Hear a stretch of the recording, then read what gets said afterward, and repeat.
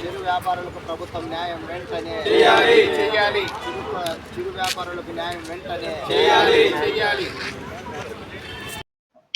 అందరికీ నమస్కారం అండి.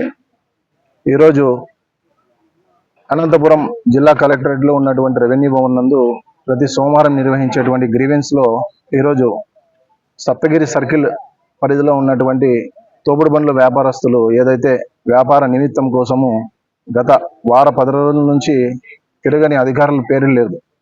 నగర మున్సిపల్ కమిషనర్ కలిశారు ఈ విషయం పైన, అలాగనే అక్కడి నుంచి R&B డిఈ గారిని కలిశారు, అలాగనే R&B సంబంధించిన ఎస్సీ గారిని కలిశారు. ఇక్కడ ఎవ్వరే కానీ మాకు సంబంధం లేదు అని చెప్పేసి వాళ్ళ పైన లేని నిర్లక్ష్య పూరితమైనటువంటి మాటలు మాట్లాడుతూ వాళ్ళ పట్ల చిన్న చూపును చూస్తున్నటువంటి పరిస్థితి మేము చూస్తూ ఉన్నాం. అయినా కూడా మనము ఖచ్చితంగా వాళ్లకు ఏదైతే ఈ చిరు వ్యాపారస్తులు రోడ్డుపై బతుకుతూ 50 కుటుంబాలు ఉన్నాయో వారి కుటుంబాలు దాదాపుగా 200 మంది బజారును పడేటువంటి పరిస్థితి ఏర్పడింది. వాళ్ళు తీసుకున్నటువంటి వ్యాపార నిమిత్తంలో భాగంగా తీసుకున్నటువంటి అప్పులు కావచ్చు, చెల్లించే దాంట్లో అప్పులదారుల నుంచి వాళ్ళు కూడా ప్రెజర్ పెడుతున్నటువంటి పరిస్థితి. ఇప్పుడంతా స్కూల్ ఓపెన్ అయ్యేటువంటి పరిస్థితి, పిల్లలు చదువు అడ్మిషన్లకు కూడా వాళ్ళ పిల్లల్ని చదివించుకోలేనటువంటి పరిస్థితి. అలాగనే ఇళ్లలో అనారోగ్యంతో బాధపడుతున్నటువంటి తల్లిదండ్రులు ఉన్నారు. వాళ్ళని మంచి చెడ్డ చూసుకోవాల్సిన బాధ్యత వీళ్ళపైన ఉంటుంది. ఈరోజు ప్రజాప్రతినిధులు అంటున్నారు ప్రజల కోసమే మా ప్రభుత్వం అంటున్నారు. ఈరోజు నగర మున్సిపల్ కమిషనర్ స్పందించడం లేదు. సుంకం చెల్లిస్తా ఉన్నా కూడా సుంకం తీసుకొని కూడా ఈరోజు నిర్లక్ష్యంగా సమాధానం చెప్తున్నారు.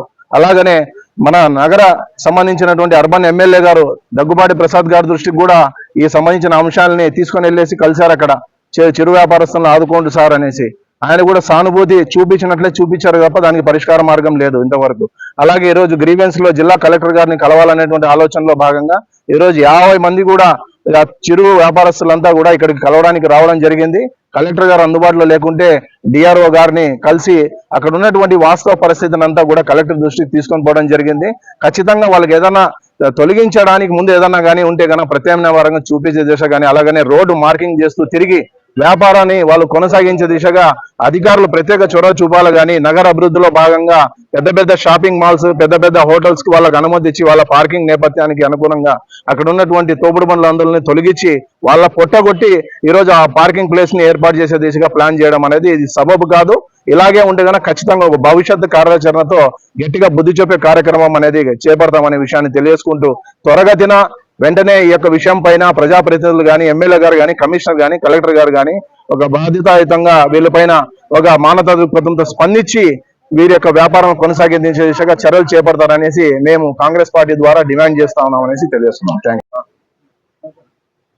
అనంతపురం నగరంలోని మున్సిపల్ ఆఫీస్ పక్కన దాదాపు 20 నుంచి 25 సంవత్సరాలుగా అదే ఒక బతుకుదెరువు జీవనాధారంగా భావించుకొని తినుబండరాలు చిరు వ్యాపారులుగా జీవిస్తున్నటువంటి వారిని ఉన్న ఫలంగా మీరు ఇక్కడి నుంచి ఖాళీ చేసి వెళ్ళిపోండి అని చెప్పేసి వాళ్ళని అక్కడ లేకోకుండా చేస్తూ బండ్లని తొలగించడం అనేది ఎంతవరకు సమంజసం అని చెప్పి, మరి ఈ చిరు వ్యాపారస్తులకు న్యాయం జరగాలని, వీరు జీవనోపాధి కోల్పోకోకుండా వీళ్ళు బతుకుదెరువును ఆదుకోవాలని చెప్పేసి ఇప్పటికే మున్సిపల్ కమిషనర్ గారి దృష్టికి మరియు R&S గారికి అలాగే గౌరవ ఎమ్మెల్యే గారి దృష్టికి కూడా తీసుకువెళ్ళడం జరిగింది.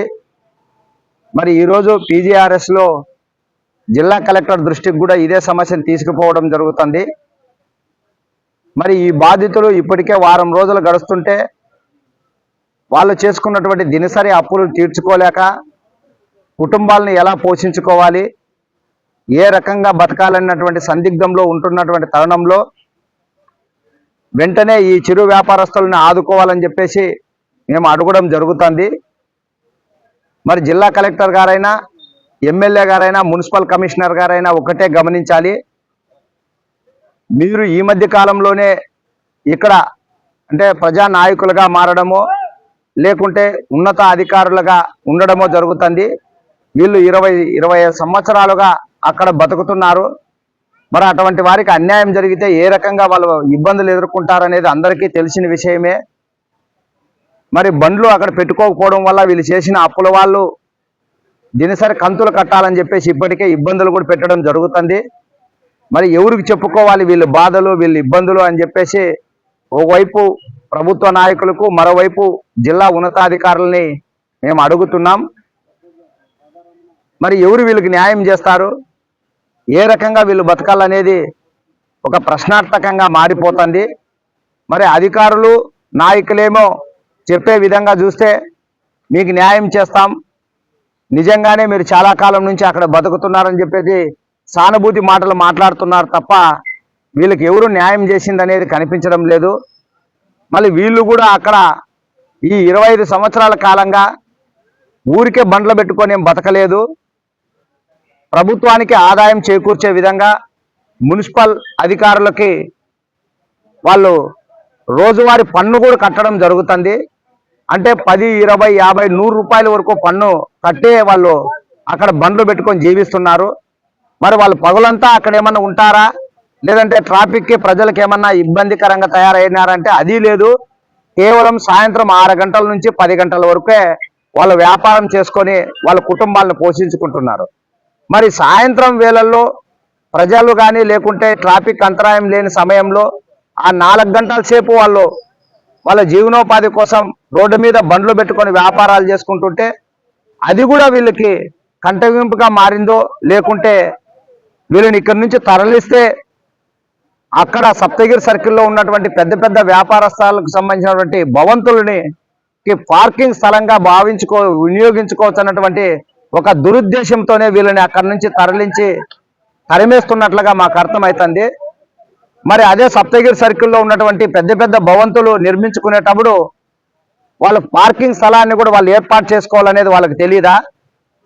అది ట్రాఫిక్కో లేకపోతే నియంత్రణలో ఉండదా? మళ్ళీ ఉన్న ఫలంగా ఇట్లాంటి వాళ్ళని రోడ్డు మీద బతికేటోళ్ళని తరలిస్తే వాళ్ళు ఎక్కడ పోతారు, ఏ రకంగా బతుకుతారు అనేది వీళ్ళకి అర్థం కాదా? ఖచ్చితంగా 25 సంవత్సరాలుగా ఎవరైతే అక్కడ బండ్లు పెట్టుకొని జీవిస్తున్నారో వాళ్ళు యథావిధిగా బండ్లు పెట్టే విధంగా ప్రభుత్వం కానీ లేకుంటే అధికారులు కానీ వీళ్ళు తొందరగా నిర్ణయం తీసుకొని వాళ్ళకి అక్కడ బతకదెరువు కల్పించాలని చెప్పేసి మేము ఆ వ్యాపారస్తులకు అండగా నిలబడుతున్నాం. లేదంటే ఈరోజు అర్జీ ఇచ్చాం, రేపు ఈ బాధితులతో కలిసి చర్చించుకొని ఏ రకమైనటువంటి పోరాటాలు ఏ రకమైనటువంటి ఆందోళనకు సిద్ధమవుతామో అదే కొంత సమయం వేచి చూస్తాం.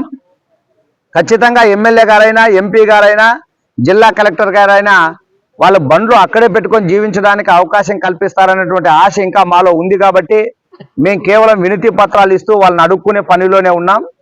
నిజంగా ఈ చిరు వ్యాపారస్తులు పొట్ట కొడితే మాత్రం ఇది ఒక పెద్ద ఉద్యమంగా తీసుకుంటాం, ఆ కుటుంబాలకు అండగా నిలబడతాం.